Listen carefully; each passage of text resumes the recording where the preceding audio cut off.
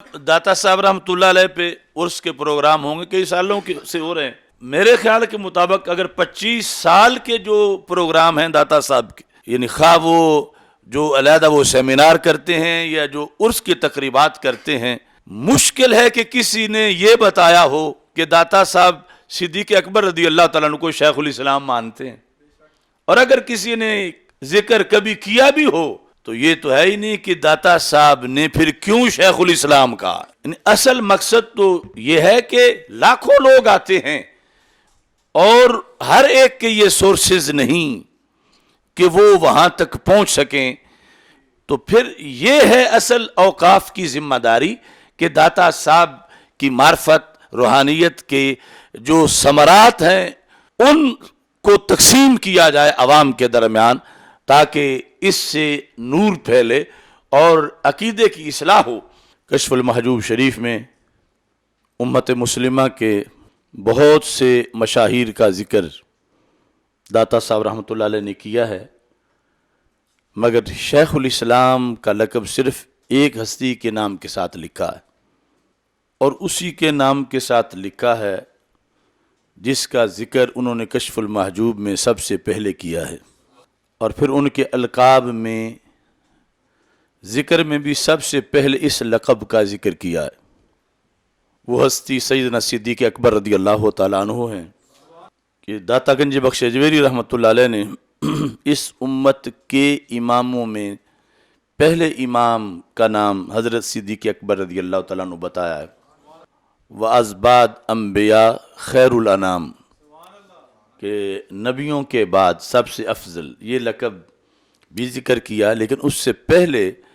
आपने जिस लक़ब का ज़िक्र किया वो लक़ब है शेखुल इस्लाम। अब जिस कदर किसी बंदे का अपना कद काट या मकाम व मर्तबा है, फिर उसकी ज़ुबान से जब किसी के लक़ब का ज़िक्र होता है तो उससे मज़ीद उस लक़ब की अहमियत बढ़ जाती है। यानी दाता गंज बख्श अजमेरी रहमतुल्लाह अलैह अगर किसी को शेखुल इस्लाम कहते हैं तो ये शेखुल इस्लाम कहना बड़ा माना रखता है। एक आम बंदा मसलन आज 15वीं सदी का किसी को मुतासिर हो कि उसको शेखुल इस्लाम कह देता है, ये कहने वाला एक आम अनपढ़ बंदा है तो या कोई आलिम भी है, तो इस कहने वाले की हैसियत और दाता साहब की हैसियत में ज़मीन व आसमान का फ़र्क है। तो दाता साहब रहमतुल्लाह अलैह ने ये यानी फ़ारसी नुस्खा में जो हाईलाइट किया है मैंने सैयदना सिद्दीक़ अकबर रज़ी अल्लाह तआला अन्हु के अलक़ाब को, तो पहला लक़ब हज़रत सिद्दीक़ अकबर रज़ी अल्लाह तआला अन्हु का दाता साहब रहमतुल्लाह अलैह ने शेखुल इस्लाम लिखा है। और ये बात बड़ी काबिल गौर है कि आज कई लोग, बल्कि बतौर ख़ास एक शख्स बकलम खुद शेखुल इस्लाम है, और वो अगर उसे कहा जाए कि तुम शेखुल इस्लाम तो हो अपने दावे के मुताबिक, मगर तुम्हें मार्फत का कोई पता नहीं, तुम्हें तरीक़त का कोई पता नहीं, तुम्हें वलायत का कोई पता नहीं, तो वो कहेगा कि शेखुल इस्लाम होना ही इस बात की दलील है कि मुझे तरीक़त का भी पता है, वलायत का भी पता है, तसव्वुफ़ का भी पता है, क्योंकि शेखुल इस्लाम के अंदर ये सारी चीज़ें आती हैं। तो मैं हैरान हूँ कि वो अपने लिहाज से तो शेखुल इस्लाम के लक़ब के अंदर ही वलायत मानता है, लेकिन जिस ज़ात को दाता साहब शेखुल इस्लाम कहते हैं उनके बारे में वो कहते हैं वो सिर्फ सियासी खलीफा थे और रूहानी खलीफा नहीं थे। तो दाता साहब के मेरिट पर जो शख्सियत शेखुल इस्लाम हो तो वो हज़ारों लाखों करोड़ों वलियों से बड़े वली हैं सैयदना सिद्दीक़ अकबर रज़ी अल्लाह तआला अन्हु, कि उनके लिए ये लक़ब दाता साहब रहमतुल्लाह अलैह ने इस्तेमाल किया। कश्फुल महजूब शरीफ में दाता साहब रहमतुल्लाह अलैह ने और किसी ज़ात के लिए ना सहाबा में से, खुलफ़ाए राशिदीन में से, अहले बैत अतहार रिदवानुल्लाह अलैहिम अजमाइन में से کسی کے لیے بھی یہ لقب انہوں نے استعمال نہیں کیا، اور صرف سیدنا صدیق اکبر رضی اللہ تعالیٰ عنہ کے لیے استعمال کیا۔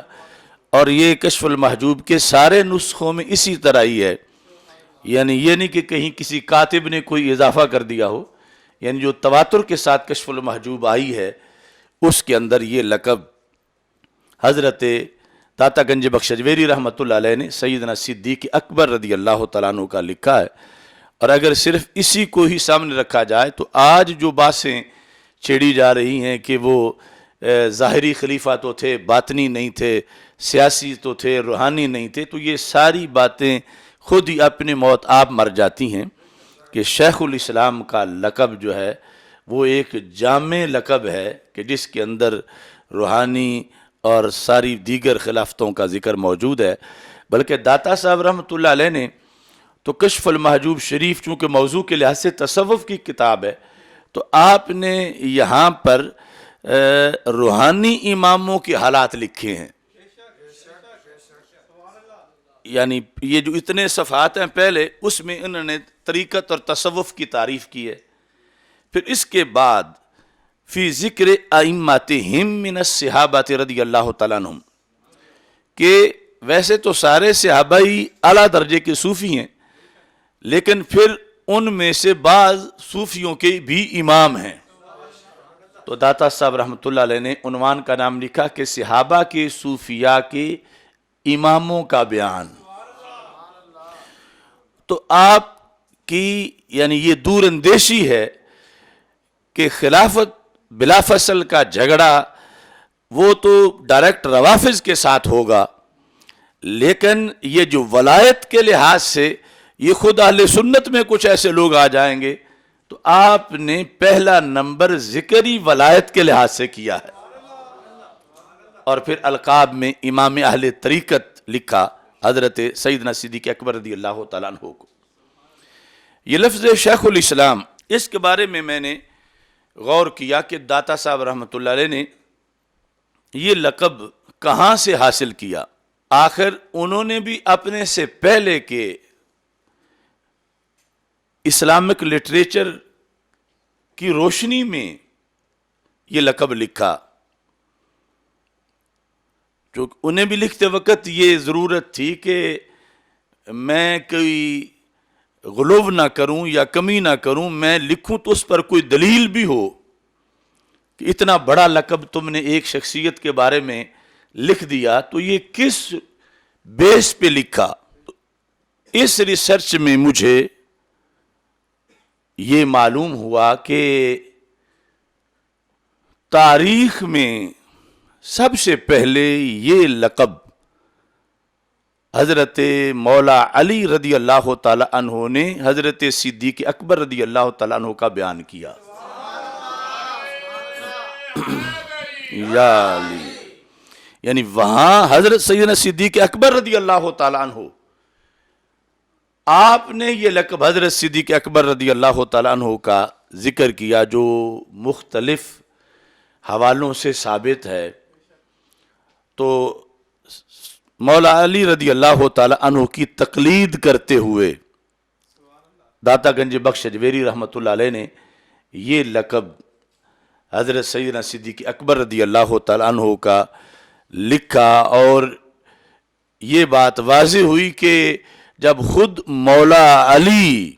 جو پیروں کے پیروں کے پیروں کے پیر ہیں، شہنشاہ ولایت ہیں، ولیوں کے سرتاج اور سلطان ہیں، جب وہ ایک ہستی کو شیخ الاسلام مانتے ہیں جو خود ولایت کے اعلیٰ ترین درجے پہ فائز ہیں، تو پھر ان کا شیخ الاسلام کتنا بڑا ولی ہوگا۔ اس سلسلہ میں کنز العمال، یہ جو حدیث شریف کی کتاب ہے، اس کی 13ویں جلد کے اندر یہ حدیث شریف موجود ہے، اور امام زین العابدین رضی اللہ تعالی عنہ کی سند سے ہے کہ حضرت مولا علی رضی اللہ تعالی عنہ سے یہاں یہ ہے کہ بنی ہاشم کے ایک شخص نے یہ سوال کیا حضرت مولا علی رضی اللہ تعالی عنہ سے، سمیتو کا تخطب یا امیر المومنین۔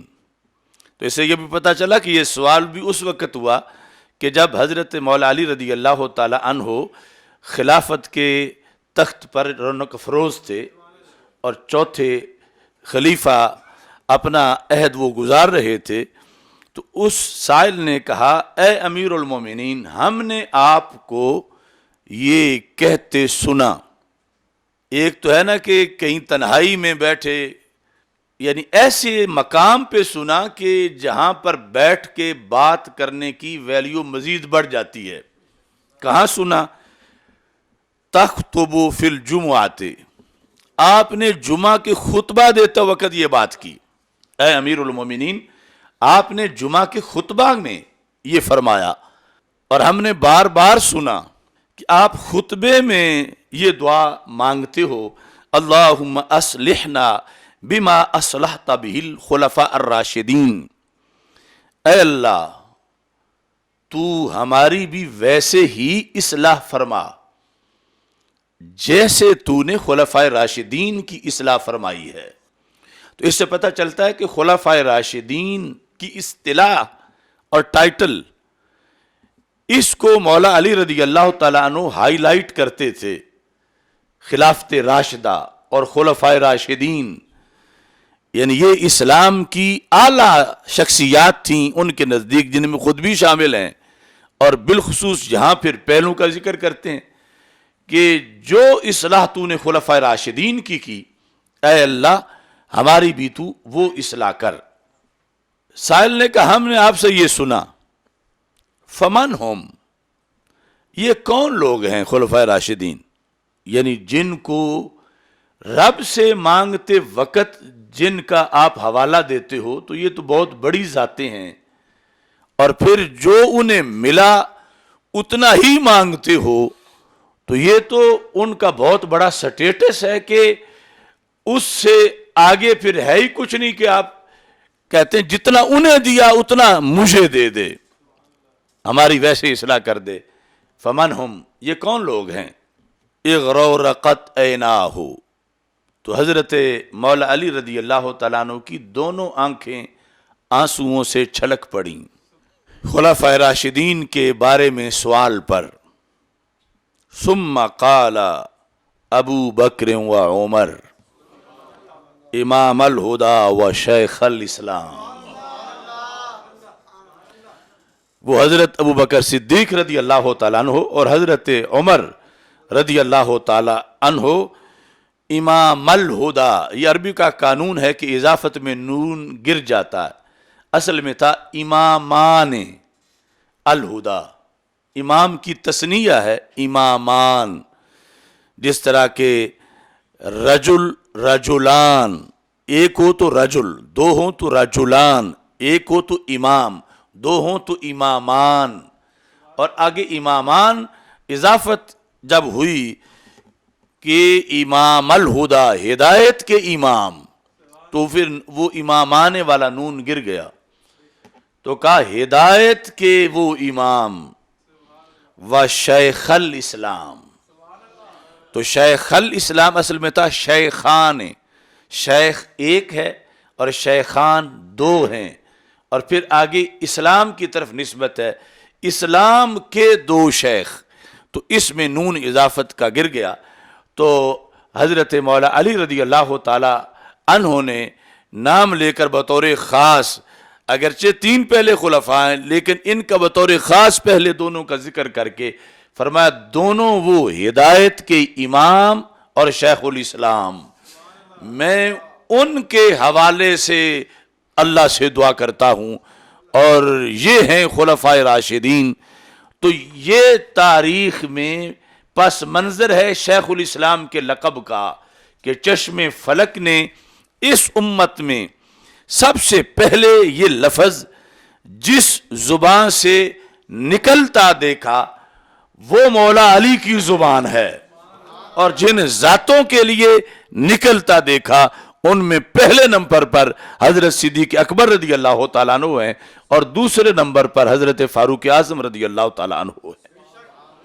داتا سے پیار کا تقاضا ہے، انہوں نے کشف المحجوب لکھی، محجوب جو چیز حجاب میں ہے اس کا حجاب ہٹا کے سامنے کر دینا مخفی اسرار و رموز کو، کشف المحجوب. اور ہمیں اللہ سعادت دے رہا ہے کشف و کشف المحجوب، کہ حضرت گنج بخش نے حضرت صدیق اکبر رضی اللہ تعالی عنہ کو شیخ الاسلام لکھا تو کہاں سے لکھا، کیوں لکھا، کس دلیل سے لکھا، کہاں سے پڑھ کے لکھا؟ تو یہ حقیقت پائی گئی کہ بلا وجہ نہیں لکھا، محض اپنی محبت کی بنیاد پر نہیں لکھا، بلکہ اپنے سے بڑوں کے فیصلے کے مطابق لکھا، اور وہ حضرت مولا علی رضی اللہ تعالی عنہ ہیں. تو اس طرح یعنی ضرورت ہے کہ کشف المحجوب کے ایک ایک لفظ کے پیچھے جو چھپے ہوئے اسرار و رموز ہیں ان کو واضح کیا جائے. تو یہ کام بھنگ کے گوٹے لگانے والوں کا نہیں، یہ حافظ الحدیث کے غلاموں کا ہو سکتا ہے.